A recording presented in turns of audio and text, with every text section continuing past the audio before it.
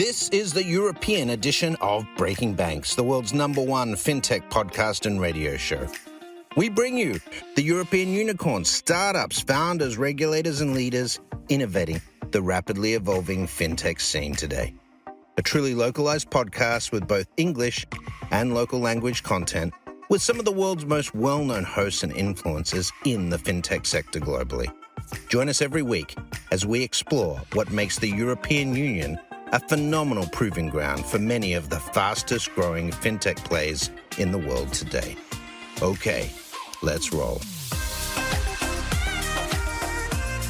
Hey guys, welcome back to Breaking Banks Europe. My name is Matteo Rizzi. I'm the executive producer of the show. This is show number 205 and is the mythical news from the Fintech Front. I'm here with Yas and Helen, and it's good to have you guys. So let's start with the traditional minute of introduction about yourself. Helen, welcome to Breaking Banks Europe. Hi, Matteo. It's such a pleasure being here with you. I am Helen Yu, founder of Taigon Advisory Corp, host of CXO Spice, and co-founder of Dark Crypto Night, a closed-loop network cybersecurity solution. As a board director and advisor, I bring a unique perspective to the boardroom, combining the tech, thought leadership, cyber security risk management, go-to-market strategy, and customer experience to deliver thoughtful questions and insights that help inform decisions.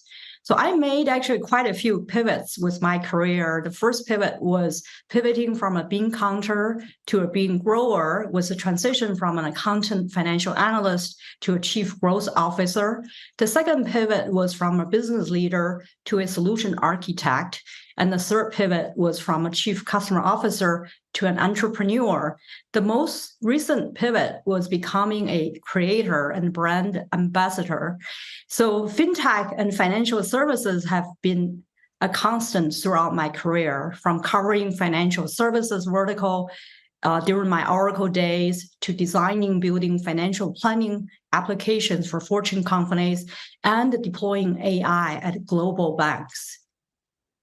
Great. So that's why you're here, because your broad experience is exactly what we need to comment what's happening on fintech. Yes, welcome to Breaking Banks. Thanks, Matteo. Yeah, I have to follow that. So I guess I'll go. Yes. So my name's Shah. Less pivots than Helen, more little evolutionary steps. I worked in financial services in a few different guises for about 15, 16 years now. I started off as an engineer and moved my way up the ranks into senior product leadership roles. So I've helped build and stand up propositions across financial services for about 15 years. But the last 5 to 6 years has been focused purely on going solo. So I'm now a product consultant strategist, and I help with new product development, help with overarching product strategy, and I essentially just help small to medium-sized fintechs, growing fintechs, large financial institutes build products better. That's kind of my little made-up little tagline. So yeah, that's what I do, and I also write a newsletter every couple of weeks, analyzing a fintech trend or topic from very much a product perspective. So using that customer view and understanding product strategy and product development constraints. And kind of explaining why someone would develop something in a certain way, why a certain product makes sense, product A makes sense over product B. So that's me. Great. So let's dive in, guys. Actually, in the meantime, since we decided what to talk about, I think there are actually a couple of even more interesting news that sort of came up. But let's see if we have time to cover them all. Let's start with the rumors that Alphabet is investing in Monzo. Last year at Web Summit, I was on stage with T.S. Anil, the CEO of Monzo, good friend of mine. And, it was in the preparation of that interview, I was actually quite surprised on how, he managed to as a non-founder, but, as a CEO that was put on the job by the board to actually turn around the bank quite significantly, and now, I'm curious to see your view on why, the Alphabet would make such a move, and what can mean from Monzo. Jas, this is in your courtyard. What do you think?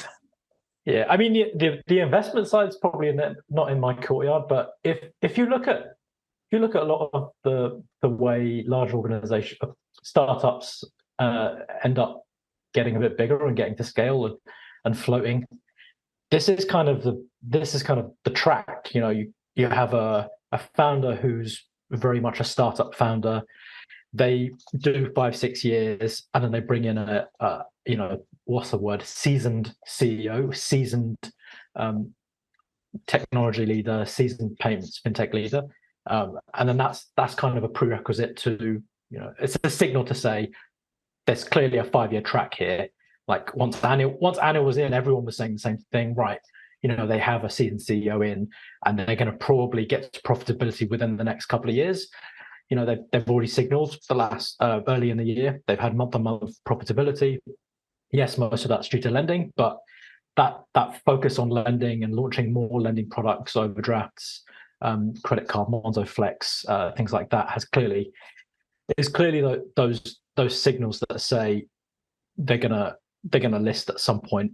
And I usually say there's no smoke without fire. So if there's rumors, people are saying rumors, I would say, how did that rumor get out? Conveniently, there's a rumor and there's very specific numbers involved. 300 million investment. It's like, oh, that's a really specific rumor to all of a sudden come out. So what I'm curious, and Helen, I want to figure out what you think as well, is why Monzo? Because I would have gone into because Monzo is very UK focused, right? Mm-hmm. Or I would have gone into Wise, because it's European. I don't know. What do you guys think? I think the Monzo, the disruptive model, right? They focus on innovation, product development, and customer engagement. Most importantly, customer engagement and customers, what they focus on. That to me is fascinating to see. Really, it's like that's so critical. Not enough of companies to focus on customers. This as a startup, as you know, or early stage, is a testament to the strides they've made in reshaping modern banking. And then to me, I wouldn't be surprised, regardless of location, if how many companies talk about customers these days. I mean, we talk about PLG, the product-led growth, all the time, but not enough of customer focus. Same with Apple, right? What made the difference is that customer-centric point of view that made the difference, in my opinion. Actually, it's funny, Helen, that you mentioned Apple, because that's the other news that is not in the list and that I want to mention. Is that, have you seen that Goldman Sachs is basically pulling off, from the credit product that they built together with Apple? I don't know if you've seen. Has any of you seen the news? I have not followed that one. It's fine. That's the beauty of the how do you say it? That's the beauty of the talking live or something, right? And sort of getting fresher news that the one we prepared. And it seems like there is almost you talked about pivoting earlier on your own career, Helen. It seems like there are a couple of very big projects that are sort of either reorienting themselves or being pulled off. Mm-hmm. And this is part of what we want to talk about. Mint. Mm-hmm. Intuit, pulling the plug on Mint and say, hey guys, go to Credit Karma. I remember I wasn't aware of that, so you guys mentioned that to me. And Mint was one of the poster childs that we all mentioned, at the beginning 10 years ago when we talked about the beginning of the fintech. What happened? Helen, that's more on your courtyard, on the other side of the ocean. 3.6 million users will be affected, right? We're talking about at least minimum. And then the challenge I see with Mint is they can't create a joint account. You think about, you can only, if you with, let's say you and your partner have a joint account, you have to create individual account. That's the challenge. It's always tough when a beloved service like Mint decides to shut down, obviously. It's just unsettling. So, but it's interesting because the closure of Mint is a reminder of ever-changing landscape of tech, right? It's crucial for us to adapt to the new way of doing things. It's also a reminder. It's important for us to have backups for financial management. It's also a great opportunity for users to reassess their need and explore alternate options. As a matter of fact, I digged in. I said, what other apps, what other things tools you can use? There are quite a few. I find 7 of them. There's You Need a Budget. There's a Personal Capital, Pocket Guard, Every Dollar, or MVE Lopes. I have not used or Good Budget. I have not used any of those, but I'm going to just. There you go, Helen. So let me do a little test here. So has any of you used any PFM in your life? I haven't. And so I'm not saying that PFM has always been a solution looking for a problem, right? But for the masses, I wonder, it's a tool, but without like a bit of a financial education, knowing that you have been spending 50 euros last month in Starbucks, it just tells you that you drink too much coffee, or maybe you're a faithful Starbucks customers, but what's in it, right? So I wonder,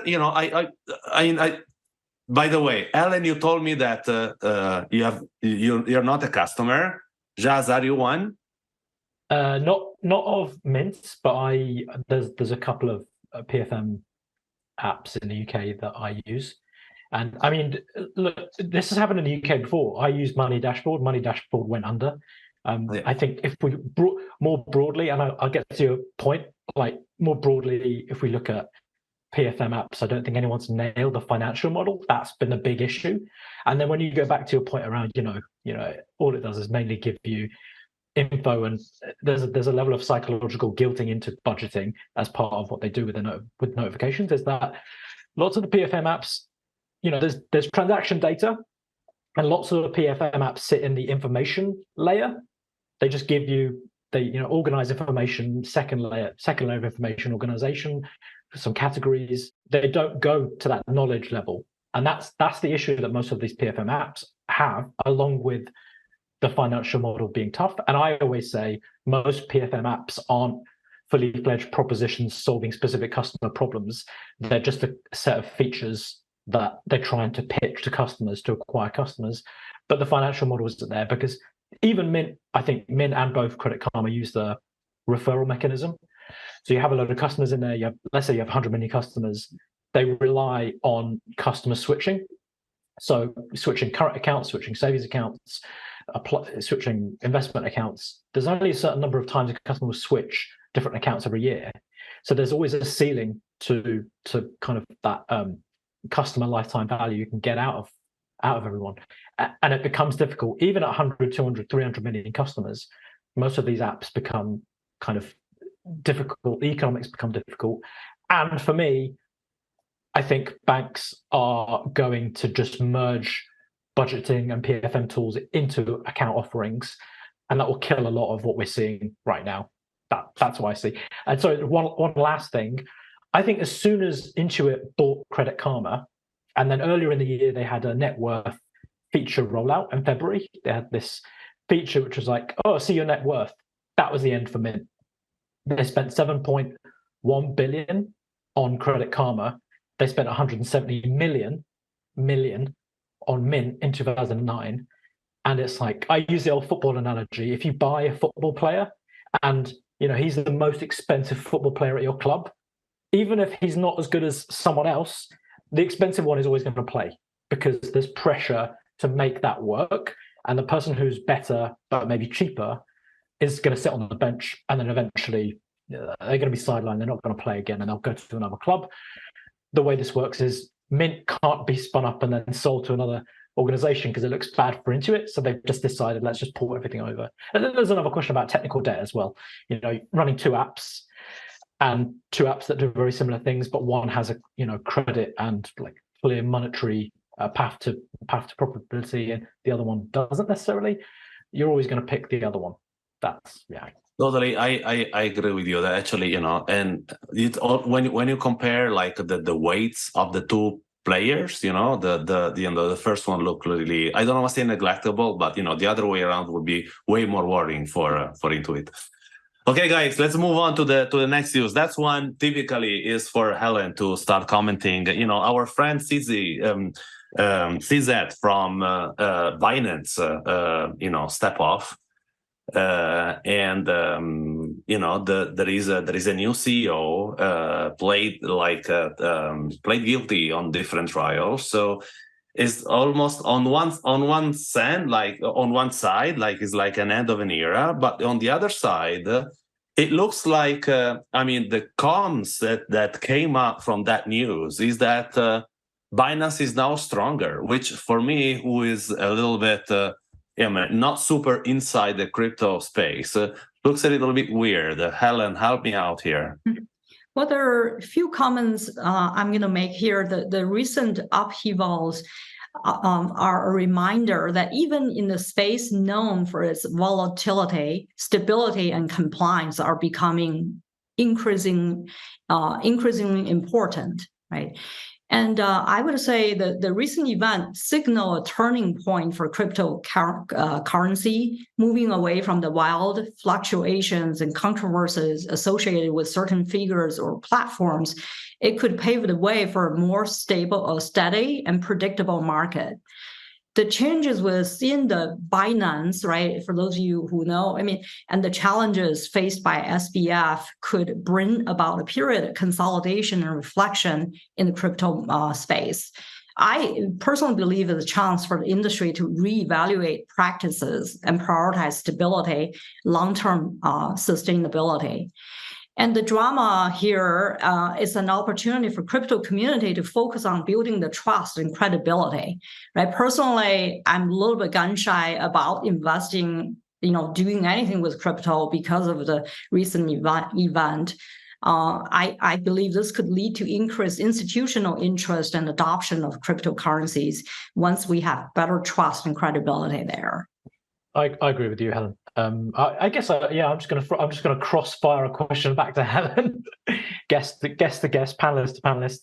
Like I see them as different. Like I think it's apples and oranges comparing Binance or comparing SBF to CZ, because lots of the wording in the press is they allowed, whereas with SBF and FTX.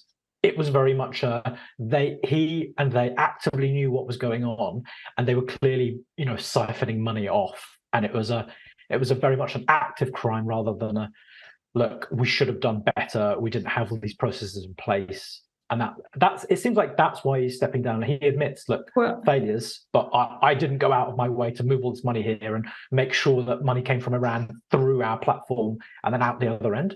What do you think about that? Well, there's a difference there. I think the Binance situation is about the U.S., right? The CZ promised not to do any practice in the U.S., but he somehow operated in U.S.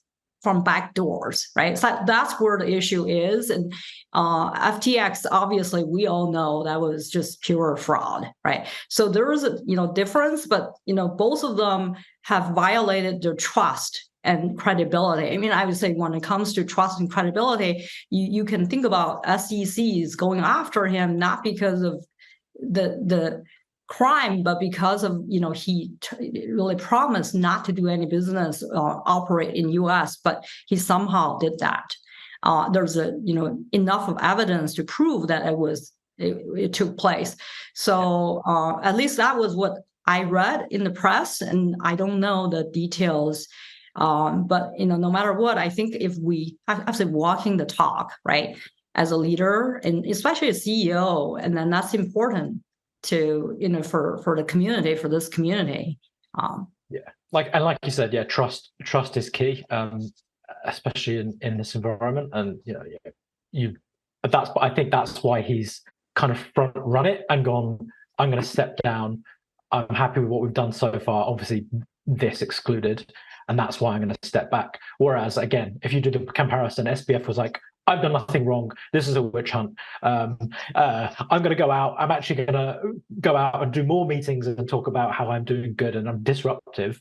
Whereas I think he's taken the like CEO, proper CEO position of, look, we messed up. I'm going to step back. Someone else will come in, put in some structure, and then we'll make sure this doesn't happen again.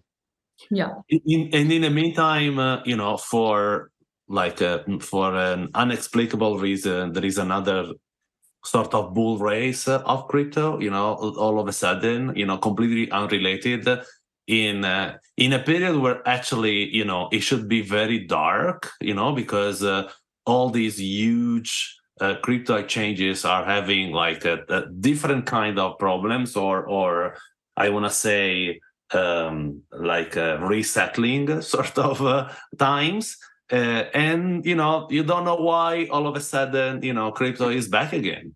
Yeah, I mean it's kind of weird. Sometimes this kind of news can bolster some communities' thoughts on crypto, and lots of people will double down and go, "This is why we need crypto, because people should be able to move money wherever they want, and the government shouldn't be getting involved." So sometimes this kind of news is like, right, I'm actually doubling down now. It's kind of weird that sometimes there's just no logic to what's going on. Like a piece of news that you think in the stock market, if that news came out, the share price would dive, and it kind of sometimes goes the other way in the crypto market. It's like sometimes it goes up. You're like, this doesn't make any sense, but let's go with it. But the entire stock market does not follow whatever we learned at school, right? I mean, so it just has been in the past decade. The financial market has been interesting, to say the least. Crypto is part of that too. Yeah. Totally. Okay, guys, back into the UK. So maybe just we can start.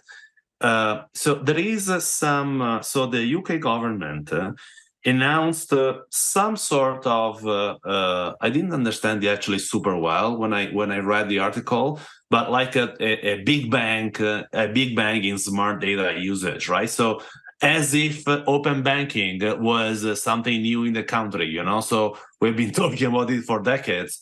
And all of a sudden, so what else is it that I am missing that, the UK government is launching? Yeah, so I don't think it's necessarily a launch of anything. It feels more like a, how can we say it? Kick up the backside.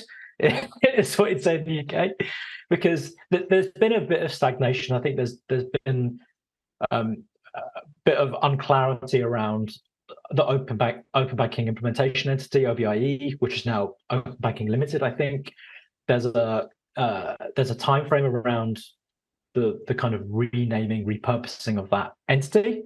That's still to happen. It's supposed to happen kind of now, and it still hasn't happened. And then in the Chancellor Jeremy Hunt's statement in autumn, he said, "Oh, we're outlining a smart data big bang." That was the quote in the document that they outlined. And so they're looking at all of the sectors. They're looking at financial services, health data, transport data, and like putting this all together. But there hasn't been a follow-up statement. There's no policy there. There's still loads of things on the OBIE roadmap that haven't been done. And it's kind of like, it feels like a press release, and then nothing will happen for a few months, and then people may forget about it, or maybe something will happen. But a press release without any tangibles is nothing really. It's more, we might do something. And then, it's like, well, you might not as well. You didn't have to do a press release to say that you might do something. So it doesn't seem like there's a fully fledged plan there yet, but we might see one. That's the hope. Helen, anything to add, or you want to comment? Personally, I'm a fan of open banking concept, right? Because it unlocks the wealth of opportunities for consumers and businesses by providing much greater access to financial data, and think about it, and enabling the tailored services and fostering competition among fintech companies. It's obviously that's a good intent. I do agree with Yasin. You need to have the details to back it up, but it takes time, right? And with that initial intent, this could make financial data more accessible and usable for both consumers and businesses, aligned with ongoing digital transformation, and enhance efficiency and convenience in the financial services. I also think it could pave a way for more collaboration between traditional financial institutions and fintech companies, creating a more dynamic and innovative financial ecosystem in the UK. Yeah, I think since 2018, so 2018 was the big, EU law was 2016. EU members had 2 years to implement it. 2018 was the formal launch of open banking in the UK. There was a huge boom of things like Mint, for example, loads of PFM tools, some payments tools, and I've been a big advocate of open banking for 5-6 years, and I've worked with a couple of great ones. But again, I think the government, the top-down policy, early days was great, and then up until recently, it seems like it's petered off a bit. So when the news came out, I was like, oh, this is going to be really interesting, and then you dive into it, and you're like, it's just kind of a statement with no, here's what we're going to do. We're going to expand the account scope, for example. So it's largely current accounts, savings accounts, some investment accounts. Then if you parallel it to 1033 in the US, the new US proposal, their account scope is huge. Their account scope is going to be wider than what we currently have right now. Mm-hmm. So the statement, it felt like, oh, we're going to increase accounts so you can have a proper single view of your financials. And like you said, you can then integrate, look, oh, I'm about to go on holiday. And then you have an insurance, integrated insurance pop up that says, oh, we know you use this insurance. You're not covered for this country. 3 clicks, buy insurance through a product, through an app. We can't get that because it's not, the account scope isn't broad enough. So I was hoping there'd be more of that. And to make it really practical, you can't just have that in UK, right? A lot of these global banks, you cannot have the regulation in one country that's different from another one. And this is a global event, and then requires the collaboration among partners and then different countries. And that's why it takes forever to make things happen. Even for a simple AI deployment, it could take years. Yeah, I think that's why the 1033 proposal and potential for some sort of socket, some US EU socket that means more financial data transferability. And one of the things I've outlined is tax. I imagine you have, if you work anywhere outside the US, you have issues with the IRS. I was like, that's one simple thing that, US expats in the UK, having that interconnectivity of UK and US accounts through this, interoperable open banking network would mean that you could just calculate tax on the fly, connect your accounts, it does it for you. The IRS won't come knocking at your door and pull your bed sheets from under you and lock you up. You'll be kind of covered. Yeah. Between you and me, it doesn't look like a big bang at all, by the way. But anyway, it's not a big bang. So, guys, we have literally a couple of minutes left. But so last and certainly not least, only a hint. Have you seen the TV show Silicon Valley? That I think it was on Prime Video, not on Netflix. I don't know if you have seen this TV show, but it's a mythical parody, of anything that happens in a startup in the Valley, from a hostile attack into hijacking the founder shares into a bad behavior of the investor, everything, and it's literally each episode is a chapter of a term sheet. Okay, so when I saw the saga of Sam Altman and OpenAI, that's exactly what I was immediately bounced back into the memory with the TV show. Don't you think, guys? It was incredible. In 5 days, everything happened and the opposite of it, right? Helen. I don't have to watch the TV show because I lived through the saga personally, right? Having worked for many startups or advised many of them, it's quite interesting.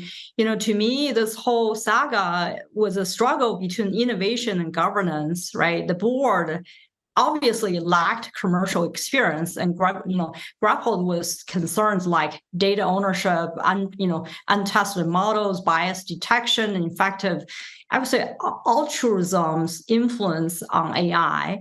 And then one interesting thing, I don't know what really happened for his return was because 702 employees out of the 770 signed the letter requesting for his return, right?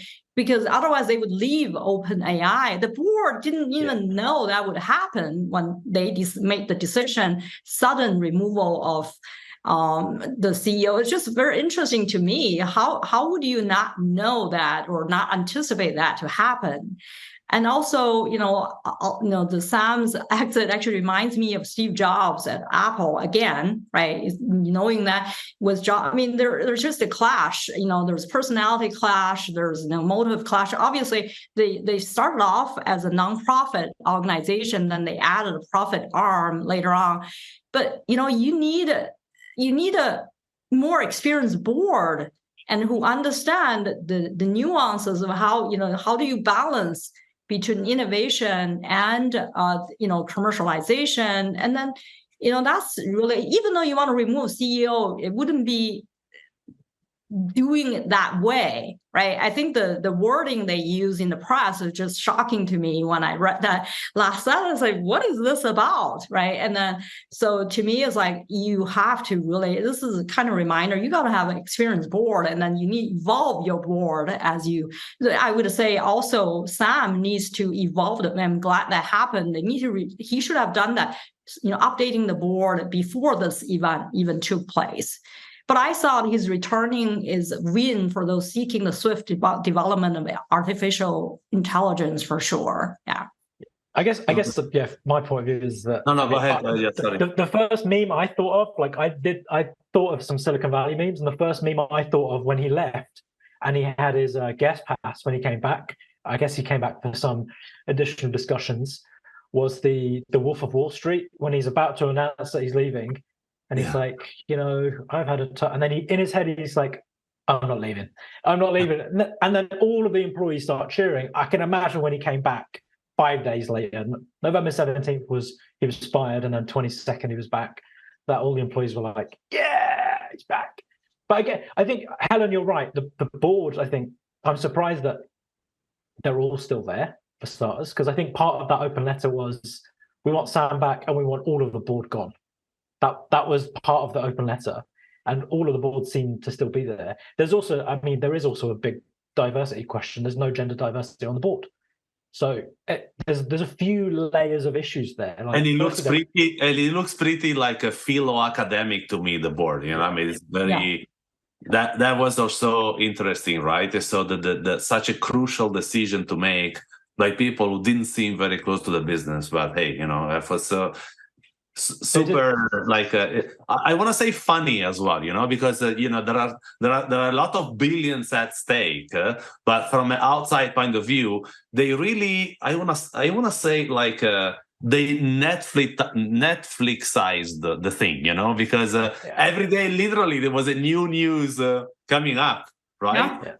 And Microsoft, right, was part of this too. They actually hired, for those of you who don't know, they hired Sam and Greg for a few days. And then it was quite I would say it was a very strategic move from Microsoft, because they own 49% of the OpenAI anyways. And so that actually accelerated this situation, or accelerate his return, in my opinion, as well. To a point that one could even think, maybe it's a Machiavellic sort of way to acquire OpenAI without paying for it or something, right? Because de facto, you got most of the employees and the main brain, you got the company, right? So yeah, that was interesting. Guys, our time is up. Thank you so much for having shared your insights and wisdom on what's happening on the news. Yes, Helen, thanks a lot for being with us today. Well, thank you for having us.